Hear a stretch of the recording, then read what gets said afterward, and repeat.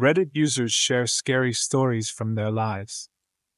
I live with my mom and my younger brother. My parents are divorced, and I don't see my dad anymore. We lived in a 20-plus story flat. I was 8 years old at the time, and my mom and brother were out on their own, so I was often alone at home. By this time, I had adapted to live alone, and the fact that I was alone in the flat did not scare me.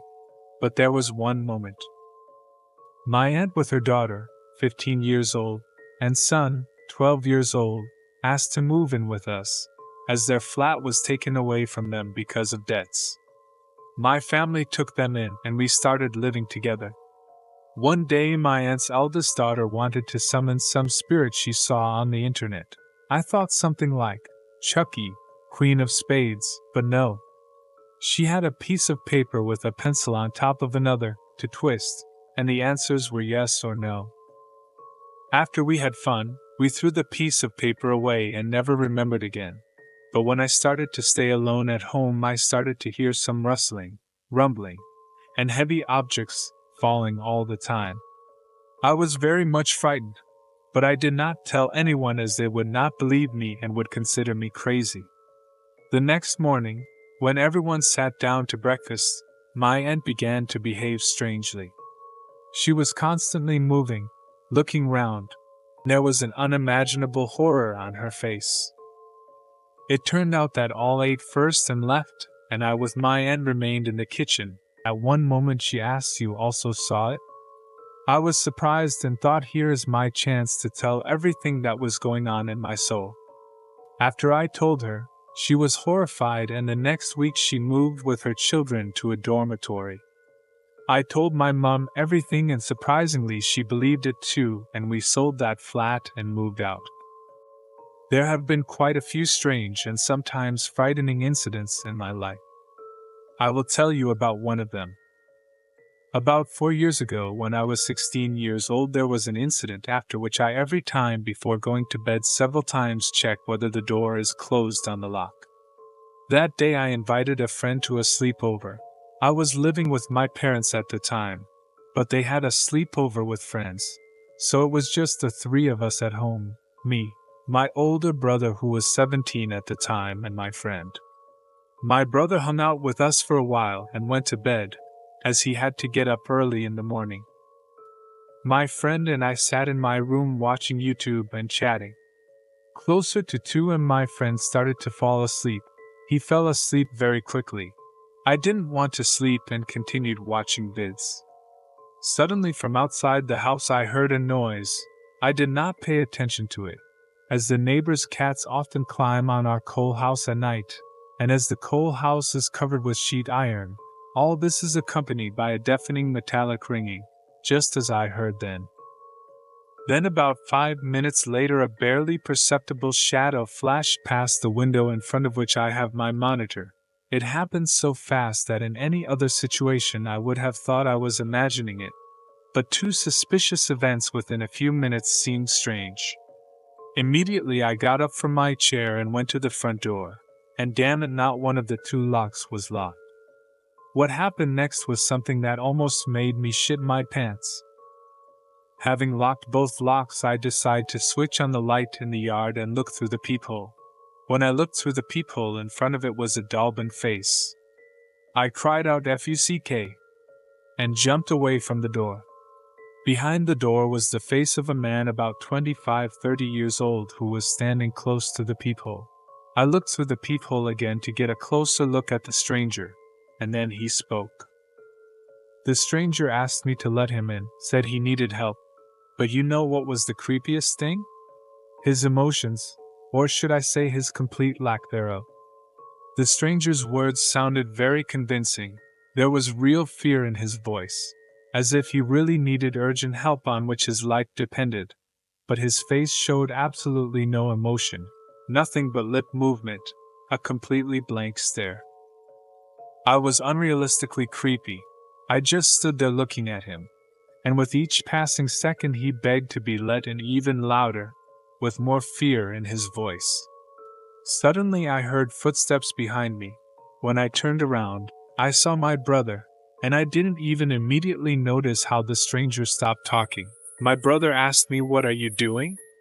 I answered that someone had broken into our yard. And then I looked through the peephole again. There was no one in front of the door. What the hell? I thought to myself. I told my brother that I had just seen a man at the door, and that he had asked me to let him in. He believed me and said he had seen someone at the window too, but thought he had imagined it. After that, we switched off the lights in the house and looked through the windows trying to find the stranger, but there was no one there. Suddenly from my room there is a wild scream of my friend, my brother, and I fly into the room and see that at the window in my room stands that man, with the same emotionless face. But his look changed from empty to predatory, despite the fact that the yard light was on, and the house was dark and he couldn't see us. He looked straight into my eyes. I was stunned with horror, and then he gives the first and only emotion. His face stretches in a wide smile. He raises his hand to the level of his face. In his hand he sees a heavy BTCH knife. Slowly bringing the knife to the window, he began methodically tapping the tip of the knife on the glass while continuing to smile creepily. At that moment my brother was already talking to the dispatcher on the phone, calling the police. I don't know why we didn't do it earlier. For some unknown reason, none of us had any idea to call the police before. As soon as my brother finished talking to the dispatcher, we ran to another room. None of us had no desire to stay in the room outside the window where this crazy man was standing. The police arrived about 10 minutes later, but there was no one in the yard. The psycho had run away. The police made a sketch of the stranger. The officers contacted our parents and stayed with them until they arrived. Despite the fact that there were reports of this psycho all over the city, he was never caught. How grateful I am to my intuition for thinking to check if the door was closed, and to my father for his caution. There are bars on every window in our house. Who knows what would have happened if they weren't there? It happened last summer. I had a dream that I was in a car accident with my best friend. The next day he had a few drinks and got behind the wheel, urging me to sit with him. I decided to listen to my dream, but sat down with him. Everything was exactly the same as in the dream. We fell exactly the same place. The next day I dreamed that I was shot with a gun. In the morning I get a call to shoot in the woods at Cannes. Of course I refused. It's very creepy to remember it. This is the story of my older sister. We have a dacha, and next to the cemetery, about 500 meters away, is quite large. A lot of different creepy things happened at the dacha, but this story is the most memorable. Behind the fence of the dacha settlement there was a forest, and there they equipped something like a playground, put a tennis table, swings hung up. My sister, at that time she was about 16-17 years old, often hung out there with her dacha friends. They went there with a friend to listen to music loudly so as not to disturb anyone, to play cards. There is a gate and a fence next to it, separating the dacha from the forest. To get to the site they had to get under the wicket on their stomachs, because it had a lock, and all the rest of the dense forest. Well, in short, they are sitting laughing and my sister hears strange sounds in the forest, as if a bunch of squirrels climbing one tree. There was no wind and she became scared. She got up abruptly, turned off the music and told her friend that they had to leave, under the pretext that they would soon be looked for by their relatives for dinner. They climbed over, stepped away from the fence, but at the same time they both froze, watching what was happening. Something tree-like, of gigantic size right through the woods began, as if to float, across the entire area next to the table where they were sitting. They don't know how long it all lasted, but they looked at each other and rushed home. That was about 13 years ago, but they still communicate and recount what they saw with real horror, swearing on everything they have that it's a true story that they still can't find a logical explanation for. Once, when I was about 11, I stayed home by myself. Back then, I was a huge fan of all things mystical and paranormal. And that's when I watched the then popular pony horror film The Mirror. In a nutshell, it's about how you and your reflection are not the same thing. There were several ways to prove it to yourself. For example, switch off the light, quickly cut off a strand of hair, switch on the light, and compare the length of the strands. If you notice that the hair lengths don't match, don't let it show. Pretend that everything is fine and calmly walk away from the mirror. Now he knows you know. Of course, I realized it was all made up, but again, I was very interested. Anyway, after this video, some time passed and I decided to make faces at the mirror, having already forgotten about this video. Sometimes I get nervous tics and my head can turn either right or left without warning. This one was one of those times. I'm out there dancing, messing around, and then my head suddenly turns to the right, because of a nervous tic, and I turn my head back almost instantly. And oh my god, I could swear I saw my reflection still looking to the right. But just a second later, it was looking at me again, and I felt someone else's gaze on me, like I was being stared right into my soul. I instantly remembered that scary story, and I stepped away from the mirror. I was afraid to go near them until my mom came home from work at night. One time after going out with my friends, I went home. I was walking and there was a woman walking and said to me, "Boy, don't go home." So I just kind of bailed and went on my way. I went to the entrance, and there was a drop of blood on the ground floor. I thought someone had a nosebleed. I go up to the 7th floor, where I live. There's a woman with an open belly. I was really scared. I ran to the flat. And I tell my mom there's a dead body, like we should call an ambulance. She ended up dead. Her husband had killed her. He lived in the flat next door. Turns out I was the murderer's neighbor. He killed 12 people. Now I try not to go up and talk to my neighbors. I recently, maybe a month, 2 months ago, agreed to summon spirits. I thought we'd summon some bullshit like Charlie, so I don't believe in all that stuff. I do now. We just wanted to play around and started summoning the fucking Babadook. I think somebody knows. We have not yet finished the call and there is already bullshit something. It was 1-2 in the morning, we 3 alone at home in a room and no light. But as you think, of course we went on ah. So we called, hid in a cramped, sweaty wardrobe and waited. A minute or two nothing and I decide to check. They were scared but came with me. We're walking down the corridor and the bathroom door was slightly ajar. We look behind the door in a small mirror and notice such a pale gray face and a black hat or a hat I do not understand, and all we recall and never did it again. My friends shudder at the memory. P.S. This friend moved out 9 years ago because of that moment. The story happened to me a year and a half ago. On that day, 2 of my classmates, yes, I am a schoolboy, told me that they had seen an advertisement in a shop about some killer. It described the details: a brown leather jacket, black tight trousers, and a face with a black beard.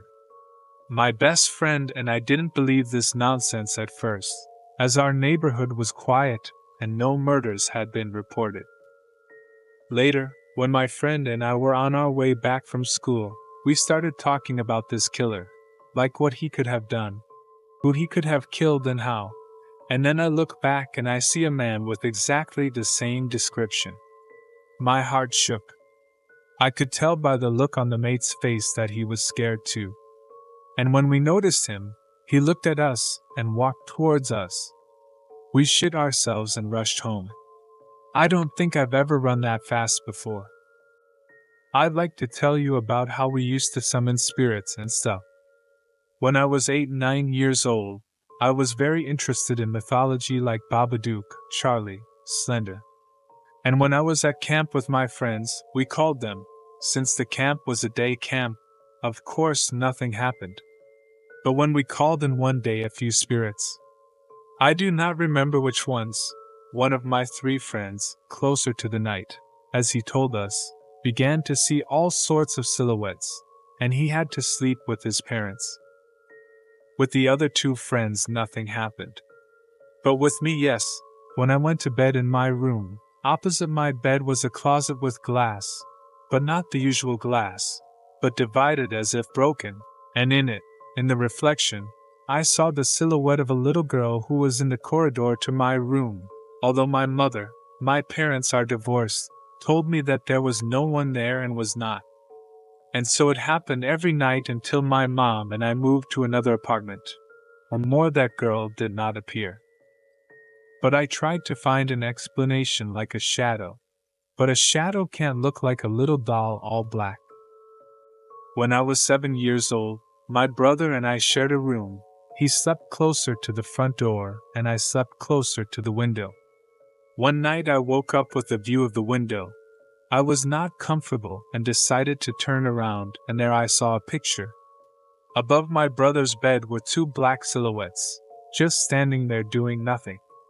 I decided to hide my head behind the bed rails so that I could watch with one eye. I had thoughts of taking the flashlight that was lying next to me, but I didn't decide. I was scared. They were standing for a very long time.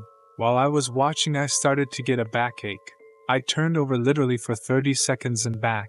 They were still standing. But here's a miracle: they started talking. And the silence in the apartment is incredible. Nothing heard. I watched further. But after 5 minutes they deigned to leave, with the same dead silence. After which I heard a noise at the end of the apartment as if something fell and returned to the place. At that time we lived only with my mother, as well as now. Here I am 15 years old, I still could not let go of this situation and started to go crazy. As it turned out, I have schizophrenia. I do not wish anyone to experience such a thing. My weirdest true story that's most likely not paranormal. Waiting for a city bus one day, near an intersection. Perfectly normal day. Normal looking car drives past. As it approaches the traffic light, I notice there's a murder of around 30 crows flying behind the car, like one car length up in the air and one length behind. Car turns left at the traffic light. The crows turn left and follow it. Weirdest fucking thing. And I couldn't get my phone out in time to take a video. It's like if the crows were balloons on a 15-foot string. That's how tightly they were following that car. And it drives me crazy because I will never know what happened. Did the driver kill a crow? Was the driver a witch? What happened when the driver got out of the car, wherever they were going? I was camping in the Appalachian Mountains with 3 of my guy friends. We were all laughing and telling stories around the fire one night around midnight. The friend next to me grabbed my leg and pointed at the woods. We both saw a man's silhouette standing there. We called out to him, but he turned around and vanished from sight. We were 18, no cell service, and camp was all pitched up at midnight. Too late to search for another spot where we might get away from whoever it was, and too scared to search for him. We decided to sleep through the night there with 2-man watch teams. No signs of him for the rest of the night. We got out of the woods all right. 2 days later, 2 hikers were stabbed and killed by a mentally disturbed man who'd encountered them on a trail near where we were camping. Every now and then I wonder how close we came to having our cards punched that night by what could have been a knife-wielding murderer. What story scared you? Do you have any stories you would like to tell?